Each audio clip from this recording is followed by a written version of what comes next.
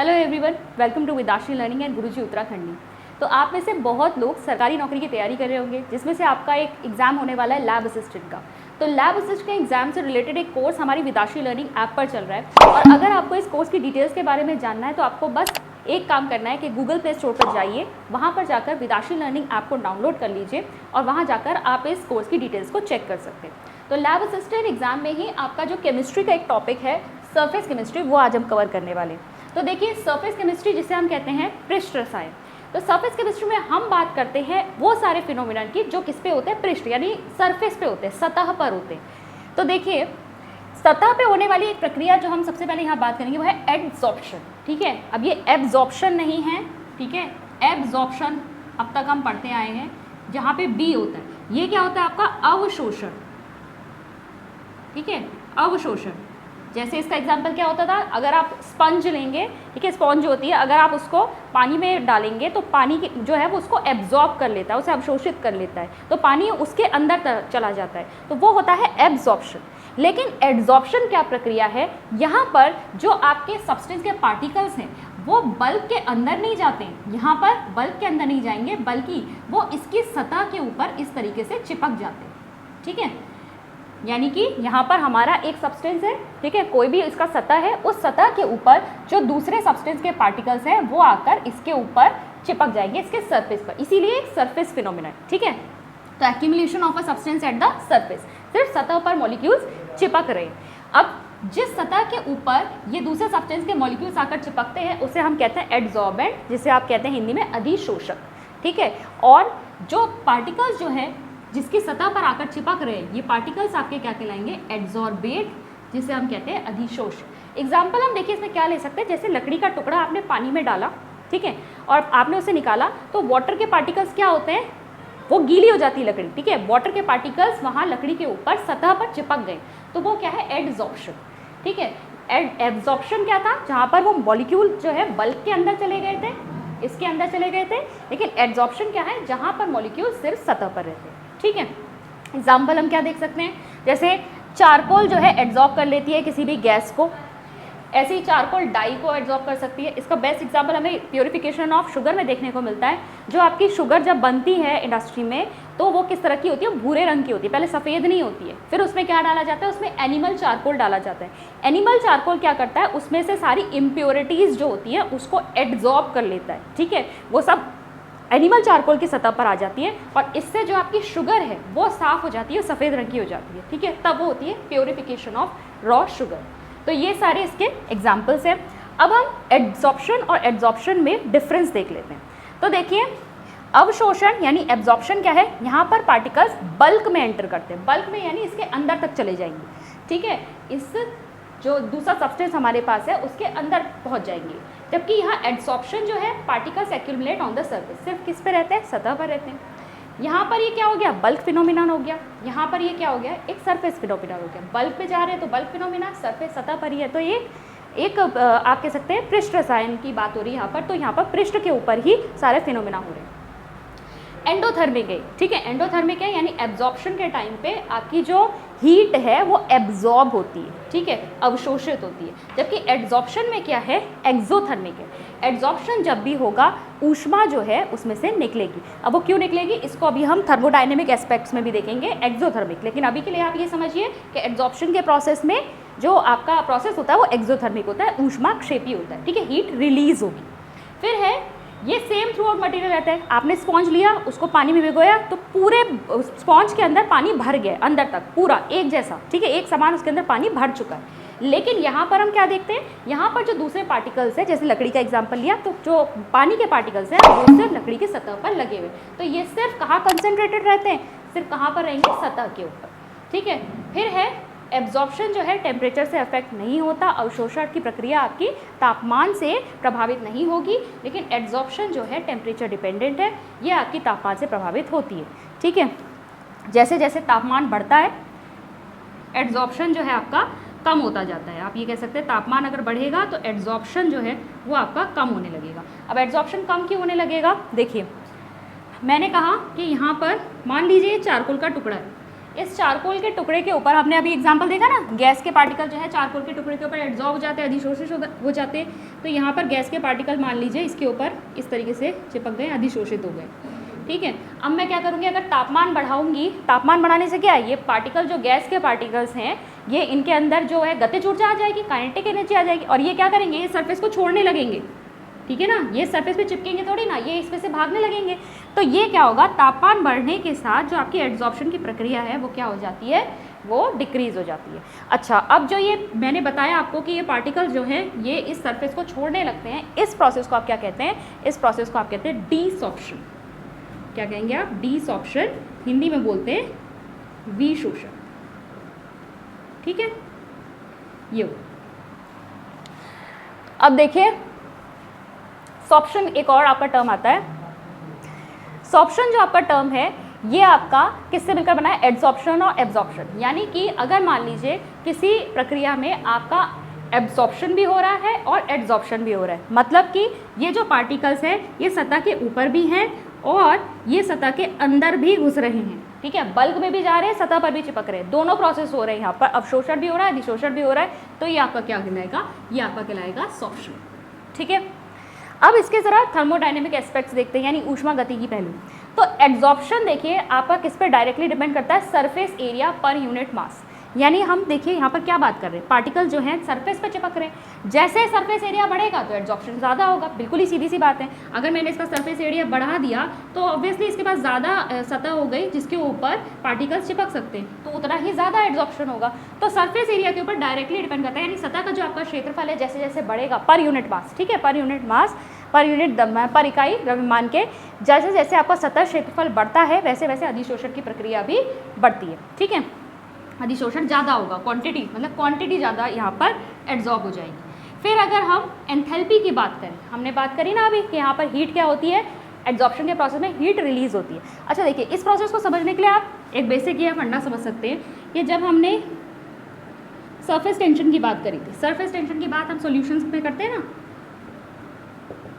हम कहते हैं यहाँ पर अगर हमारे पास एक सॉल्यूशन है, जो यहाँ पे पार्टिकल होगा, ठीक है, क्योंकि ये जितने भी पार्टिकल्स होते हैं, जितने भी कण हैं, वो आपस में क्या लगा रहे हैं, अट्रैक्टिव फोर्स लगा रहे हैं, एक दूसरे के ऊपर अंतराणविक बल है इनमें, ठीक है। अट्रैक्टिव फोर्स की वजह से ये पार्टिकल यहाँ हर तरफ जो है अट्रैक्ट हो रहा है, इस पार्टिकल को इसके आसपास के जितने भी पार्टिकल्स हैं सब अपनी तरफ क्या कर रहे हैं, अट्रैक्ट कर रहे हैं। यहाँ पर तो ठीक है, लेकिन अगर सतह पर कोई पार्टिकल है, यहाँ पर अगर कोई पार्टिकल है तो वो कहाँ से अट्रैक्ट हो रहा है, इसके आसपास। यहाँ पर देखिए नीचे की तरफ यहाँ जितने भी पार्टिकल्स हैं वो इसे अट्रैक्ट कर रहे हैं, लेकिन ऊपर की तरफ तो कोई पार्टिकल्स नहीं है इसको अट्रैक्ट करने के लिए। तो यहाँ पर क्या हो जाता है, यहाँ जो फोर्सेज है, अट्रैक्टिव फोर्सेज अनबैलेंस हो जाते हैं। अनबैलेंस होने की वजह से ये जो पार्टिकल्स हैं ये नीचे की तरफ खिंचते हैं, ठीक है, ये नीचे की तरफ खिंचते हैं। यहाँ पर क्या है, अनबैलेंस्ड फोर्सेज हैं, ठीक है, असाम्य आप कह सकते हैं, यहाँ पे बल हैं। तो ये जो ऐसे बल हैं इनकी वजह से यहाँ पर क्या होती है, सरफेस एनर्जी होती है, सरफेस एनर्जी यहाँ पर क्या होती है, सतही ऊर्जा होती है। और इस सतह ऊर्जा को ये कम करता है कैसे, एड्जॉर्प्शन की प्रक्रिया से। ये सतह ऊर्जा की वजह से ही यह करता है, इन पार्टिकल्स को अपने पर चिपका लेता है, और जब ये पार्टिकल्स इसके ऊपर आके लगते हैं सतह पर तो इसकी ये सरफेस एनर्जी कम हो जाती है। हर चीज़ यहाँ पे इक्विलिब्रियम में जाने की कोशिश करती है ना, तो ये सरफेस एनर्जी को कम करने की कोशिश करेगा, तो ये कम करने की प्रक्रिया में अधिशोषण करता है दूसरे सब्सटेंसेस का, और उस प्रक्रिया से इसकी सरफेस एनर्जी कम हो जाती है। और वो सरफेस एनर्जी जो कम हो रही है या रिलीज़ हो रही है, वो किसके फॉर्म में रिलीज़ हो रही है, वो हीट के फॉर्म में रिलीज़ हो रही है। इसीलिए हम कह रहे हैं कि ये जो प्रोसेस है ये क्या है, आपका ऊष्माक्षेपी है, यानी कि एक्सोथर्मिक है। तो डेल्टा एच क्या हो जाएगा यहाँ पे हमारा, नेगेटिव, ठीक है, डेल्टा एच नेगेटिव हो गया। अब डेल्टा एस की बात करते हैं। डेल्टा एस आपका क्या था, एंट्रोपी। एंट्रोपी क्या होती है आपकी, रैंडमनेस। थर्मोडायनेमिक्स में हम पढ़ चुके हैं, ठीक है, रैंडमनेस, कोई भी चीज़ कितनी क्या है, अव्यवस्थित है, ठीक है, यही देखना है हमें। तो यहाँ पर आप देखो, अगर गैस के पार्टिकल्स यहाँ पे थे, जब यहाँ पर ये सब्सटेंस इसे एब्जॉर्ब करेगा तो ये पार्टिकल्स क्या होंगे, अब इसके ऊपर स्टिक हो गए। तो आप क्या कर रहे हो यहाँ पर, यहाँ इनकी रैंडमनेस को, इसकी अव्यवस्था को कम कर रहे हो, ठीक है। जब रैंडमनेस कम हो रही है यहाँ पर तो वो क्या आ जाएगा हमारा साइन, नेगेटिव, ठीक है। तो डेल्टा एस यानी कि जो आपकी एंट्रोपी है वो भी क्या हो जाती है यहाँ पे, नेगेटिव। और तीसरा अगर हम जी की बात करें, डेल्टा जी, जो कि क्या होती है आपकी गिब्स फ्री एनर्जी। किसी भी स्पॉन्टेनियस प्रोसेस के लिए, स्पॉन्टेनियस प्रोसेस क्या होता है, जो प्रकृति में खुद होता है अपने आप, हमें उसमें कुछ नहीं करना पड़ता, वो अपने आप प्रोसेस होगा। तो कोई भी स्पॉन्टेनियस प्रोसेस जब होता है तो उसके लिए डेल्टा जी की वैल्यू क्या होती है, हमेशा नेगेटिव होती है। एड्जॉर्प्शन का जो प्रोसेस है वो स्पॉन्टेनियस है, क्योंकि ये अपनी सरफेस एनर्जी कम करने की कोशिश कर रहा है, तो ये प्रोसेस खुद हो रहा है। ठीक है, तो यहाँ पर ये जो स्पॉन्टेनियस प्रोसेस है, इसी वजह से यहाँ पे डेल्टा जी नेगेटिव है। हम इसे इक्वेशन के सेंस में भी देख सकते हैं, लेकिन ज़्यादा डिटेल में ना जाते हुए हम क्या कर सकते हैं, हम इसको बस यहाँ पर आप ये पॉइंट्स याद कर लीजिए। डेल्टा एच नेगेटिव है, डेल्टा एस भी इसके लिए नेगेटिव है, और डेल्टा जी भी इसके लिए क्या होता है, नेगेटिव होता है। अब आपके एब्जॉर्प्शन दो तरीके के होते हैं, फिजी एब्जॉर्प्शन, केमी एब्जॉर्प्शन, उसको देख लेते हैं। अब देखिए, फिजी एब्जॉर्प्शन को हम कहते हैं भौतिक अधिशोषण, और केमी एब्जॉर्प्शन को हम कहते हैं रासायनिक अधिशोषण। तो अधिशोषण दोनों में हो रहा है, लेकिन एक फिजिकल प्रोसेस हो रहा है, केमिकल हो रहा है। कैसे हम कह सकते हैं, देखिए यहाँ पर मान लीजिए मेरा ये एड्जॉर्बेंट है, ठीक है, ये एड्जॉर्बेंट है मेरा। अब इसके ऊपर अगर फिजिक्स ऑप्शन हो रहा है, तो यानी बस जो दूसरे सब्सटेंस के पार्टिकल हैं वो यहाँ पर आकर इसके ऊपर बस खाली चिपक जाएंगे। ठीक है, यहाँ पर कोई रासायनिक अभिक्रिया नहीं हो रही, बस ये पार्टिकल्स इस पर चिपक रहे हैं, ये एक फिजिकल प्रोसेस है। यहाँ पर हम केमिस ऑप्शन की बात करेंगे, तो यहाँ पर आपका जो एड्जॉर्बेंट है उसके ऊपर ये जो दूसरा सब्सटेंस आया, इनके बीच में एक रासायनिक अभिक्रिया हुई है। रासायनिक अभिक्रिया की वजह से अब इन दोनों के बीच में केमिकल बॉन्ड बन गया है। ठीक है, एक रासायनिक आबंध बन गया है। तो यहाँ पर एक प्रॉपर क्या हुई है, केमिकल रिएक्शन हुई है। ठीक है, तो यह है केमिस ऑप्शन। अब इन डिफरेंसेस को देखते हैं, इंग्लिश में ज़रूर लिखे हुए हैं, लेकिन मैं हिंदी में भी बताती जा रही हूँ। ठीक है, आप अगर नोट्स बना रहे तो इजीली आप बना सकते हैं, एक एक पॉइंट यहाँ पे लिख के। तो देखिए, फिजिक्स ऑप्शन की हम बात कर रहे हैं, यहाँ पर कोई केमिकल रिएक्शन नहीं हुई है, सिंपली एक फिजिकल प्रोसेस है। कौन से यहाँ पे बल लगते हैं, वंडरवॉल फोर्सेस लगते हैं। कैसे होते हैं वो, वीक वंडरवॉल फोर्सेस होते हैं, इसीलिए आसानी से इसका डिसऑप्शन भी हो सकता है। टेम्परेचर वगैरह बढ़ा दिया तो आसानी से पार्टिकल्स हट भी सकते हैं। ठीक है, अब अगर हम यहाँ पर बात करें केमिस ऑप्शन की, तो यहाँ पर कौन से आपके फोर्सेस हैं, यहाँ पर आपका केमिकल बॉन्ड बन रहा है, केमिकल बॉन्ड का फॉर्मेशन हो रहा है। तो प्रॉपर यहाँ पर क्या है, यहाँ पर केमिकल बॉन्ड है, तो उसकी वजह से काफ़ी मजबूत यहाँ पर इंटरेक्शन है। ठीक है, अट्रैक्टिव फोर्सेस है। दूसरा है नॉट स्पेसिफिक इन नेचर, मतलब ऐसा नहीं है कि यहाँ पर जो सब्सटेंस आकर इसकी सतह पर लगेगा वो कोई विशिष्ट होगा, नहीं। अगर आपने बहुत सारी गैसेस के बीच में कोई चारकोल का टुकड़ा रख दिया तो गैसेस उसके ऊपर एब्जॉर्ब हो जाएंगी, इररिस्पेक्टिव ऑफ कि वहाँ पर ऐसा नहीं कि कोई विशेष प्रकार की गैस उसके ऊपर आकर लग रही है। तो विशिष्ट नहीं है ये प्रकृति में, यानी कि अगर मैंने यहाँ पर एब्जॉर्प्शन हो रहा है फिजिक्स ऑप्शन, तो अगर बहुत सारी गैसेस है तो सभी आकर इसके ऊपर एब्जॉर्ब हो सकती हैं। लेकिन यहाँ देखिए, यहाँ पर क्या हो रही है, केमिकल रिएक्शन हो रही है। तो केमिकल रिएक्शन तो किसी दो आपके विशेष प्रकार के सब्सटेंसेस के बीच में ही होगी। ठीक है, तो जिन सब, अगर मान लो यहाँ पर अलग अलग तरीके के ए पार्टिकल्स हैं, बी पार्टिकल्स हैं, सी पार्टिकल्स हैं, तो यहाँ पर आप देखिए जिसके साथ ये एड्जॉर्बेंट रिएक्ट करेगा, मान लीजिए अगर सी के साथ रिएक्ट करता है, ए के साथ नहीं करता, बी के साथ नहीं करता, तो सी का ही तो एड्जॉर्प्शन होगा यहाँ पर, ए और बी का नहीं होगा यहाँ पर। ठीक है, तो सी का ही एड्जॉर्प्शन होगा यहाँ पर, यानी कि ये विशिष्ट प्रकार से किसी पार्टिकल को अधिशोषित करेगा, तो हाईली स्पेसिफिक है। ठीक है, प्रकृति में। तीसरा है यहाँ पर फिजिक्स ऑप्शन रिवर्सिबल है, क्योंकि फिजिकल प्रोसेस है। फिजिकल प्रोसेस आपके क्या होते हैं, उत्क्रमणीय होते हैं, पलटे जा सकते हैं। जैसे बर्फ़ का पिघलना आप देखते हैं, ठीक है, अगर आपकी आइस जो है आप टेम्परेचर बढ़ा दीजिए, मेल्ट हो जाएगी, आप फिर से उसको फ्रीज करिए, टेम्परेचर कम करिए तो फिर से जम जाएगी। तो फिजिकल प्रोसेस है। यहाँ पर भी क्या है, जब आपने इसको सही कंडीशन दे रखी है, फिक्स टेम्परेचर प्रेशर, यहाँ पर आपने क्या किया, यहाँ पे एब्जॉर्प्शन हो गया, टेम्परेचर बढ़ा दो। अगर ये गैसेज हैं, टेम्परेचर बढ़ने के साथ अभी हमने क्या पढ़ा कि क्या होता है, इनके अंदर काइनेटिक एनर्जी होगी, तो ये सतह को छोड़ के जाने लगेंगी, डिसऑप्शन होने लग जाएगा। ठीक है, लेकिन यहाँ पर आप देखिए इरिवर्सिबल है। क्यों, क्योंकि केमिकल रिएक्शन हो चुकी है। अब केमिकल रिएक्शन हो चुकी है तो उसको आप क्या कर सकते हैं, पलट नहीं सकते, उसके लिए आपको कोई केमिकल प्रोसेस ही करना पड़ेगा फिर उस आबंध को तोड़ने के लिए। लेकिन अदरवाइज ये क्या है, इरिवर्सिबल है, अनुत्क्रमणीय। ठीक है, फिर यहाँ देखेंगे depends on nature of the gas. ठीक है, अब ये नेचर ऑफ द गैस पे कैसे डिपेंड करती है, जो आपकी इजीली लिक्विफाइबल गैसेस होती है, यानी ऐसी गैसेस जो जल्दी तरल अवस्था में आ सकती है, आसानी से तरल अवस्था में आ सकती है, उनका एड्जॉर्प्शन ज़्यादा होता है। तो आप कह सकते हैं कि एड्जॉर्प्शन जो है आपका डायरेक्टली प्रोपोर्शनल है ease of liquefiability of gas, ease of liquefiable gas, ऐसे कर दीजिए। ठीक है, मतलब कोई गैस जितनी आसानी से तरल अवस्था में आ सकती है उतना ही आसानी से उसका एड्जॉर्प्शन हो सकता है। यहाँ पर भी नेचर ऑफ गैस पे डिपेंड करती है, लेकिन यहाँ पे नेचर ऑफ गैस पे कैसे डिपेंड कर रही है, जिसके साथ आपका क्या कहते हैं जो एड्जॉर्बेंट है वो इजीली रिएक्ट कर सकता है, उसके साथ उसका केमिकल ऑप्शन ज़्यादा होगा, जिसके साथ नहीं रिएक्ट कर सकता इजीली उसके साथ नहीं होगा। यानी अगर जैसे ए बी सी का एग्जाम्पल ले लें, अगर ए बी सी में से मान लो कि ए से भी रिएक्शन हो सकती थी, मान लो कि ए और सी दोनों से रिएक्ट कर सकता है, लेकिन सी से तेज़ी से रिएक्ट कर लेता है, बी से रिएक्शन स्लो है, तो कौन एड्जॉर्ब होगा, सी एड्जॉर्ब हो जाएगा।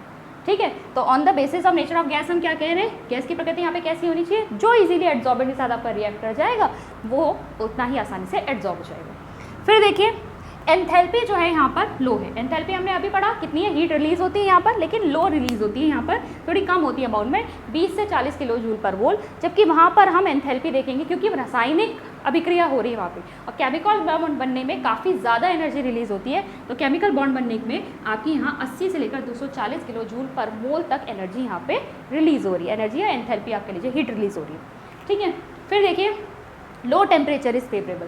यहाँ पर जैसा कि मैंने बताया था टेम्परेचर इंक्रीज करने से क्या होगा, डीसॉर्प्शन होने लगा, ये सतह छोड़ के जाने लगेगा। तो हमें क्या करना पड़ेगा, टेम्परेचर अगर आप लो रखते हैं, कम रखते हैं, तो यहाँ पर ये प्रक्रिया ज़्यादा सही से चलेगी। ठीक है, मतलब लो टेम्परेचर यहाँ के लिए ज़्यादा, इस प्रोसेस के लिए ज़्यादा फेवरेबल है, जबकि यहाँ हम देखेंगे हाई टेम्परेचर फेवरेबल। अच्छा, हाई टेम्परेचर यहाँ फेवरेबल क्यों है, यहाँ पर क्या हो रही है, केमिकल रिएक्शन हो रही है। केमिकल रिएक्शन में हमने देखा है, आपने केमिकल काइनेटिक्स में भी पढ़ा होगा, चाहे आपकी रिएक्शन जो है एक्सोथर्मिक हो चाहे एंडोथर्मिक हो, जब हम उसमें टेम्परेचर इंक्रीज करते हैं तो आपका रेट इंक्रीज होता है। कैसे इंक्रीज होता है, क्योंकि देखिए आपके जो रिएक्टेंट्स होते हैं, हमने एक ग्राफ बनाया था ना यहाँ पर, जो आपके रिएक्टेंट्स होते हैं उनको एक एक्टिवेशन एनर्जी तक पहुँचना होता है। यहाँ रिएक्टेंट हो गए, ये प्रोडक्ट हो गए, ये इंटरमीडिएट स्टेट हो गई। ठीक है, यहाँ पर आपका जो एक बीच में इंटरमीडिएट बनता है रिएक्शन के, वो है।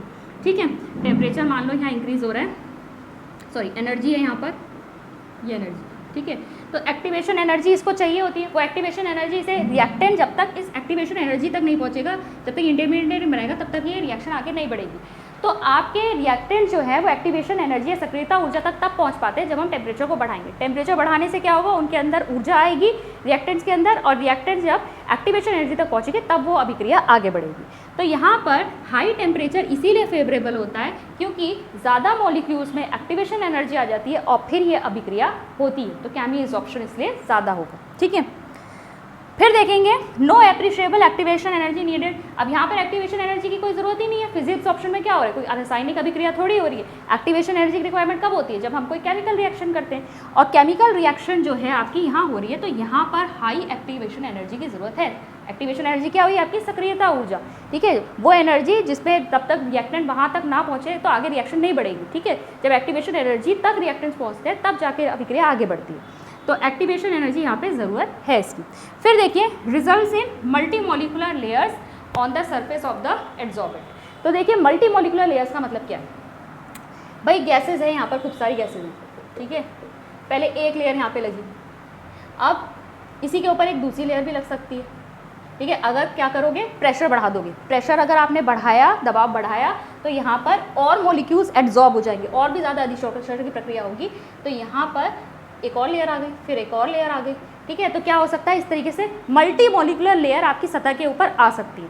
लेकिन यहाँ अगर हम केमिस्ट ऑप्शन में देखेंगे तो आपकी मल्टी मॉलिक्यूलर लेयर यहाँ नहीं आ सकती। क्यों नहीं आ सकती, क्योंकि यहाँ पर क्या हो रही है, एक रासायनिक अभिक्रिया हो रही है। एक बार जो ये यहाँ पर सतह के ऊपर इन पार्टिकल्स ने रिएक्ट करके केमिकल बॉन्ड बना लिया, तो अब इसके पास जगह है ही नहीं दोबारा से यहाँ पे रिएक्शन कराने के लिए या केमिकल बॉन्ड बनाने के लिए। अब इसके पास कहाँ बचा, मैं इस सरफेस की बात करूँ, वैसे तो पूरा ही सरफेस है इसके पास। ठीक है, लेकिन यहाँ पर मैं अगर इस वाली लेयर की बात करूँ तो यहाँ पर एक बार अगर केमिकल रिएक्शन हो गई तो अब इसके पास वो रिएक्टेंट यहाँ पर ये वाले बचे ही नहीं है जिसके साथ आपके आगे के जो पार्टिकल्स हैं वो रिएक्ट कर सके। तो इसलिए केमिस्ट ऑप्शन में हमें सिर्फ यूनिमोलिकुलर लेयर मिलती है, यानी एक ही लेयर यहाँ पर, एक ही सतह हमें यहाँ पर एड्सॉर्प्शन के बाद मिलेगी। ठीक है, तो ये था आपका सरफेस केमिस्ट्री का टॉपिक। आई होप आज का टॉपिक आपको क्लियर हुआ होगा। मैं मिलती हूँ आपसे नेक्स्ट वीडियो में। Thank you.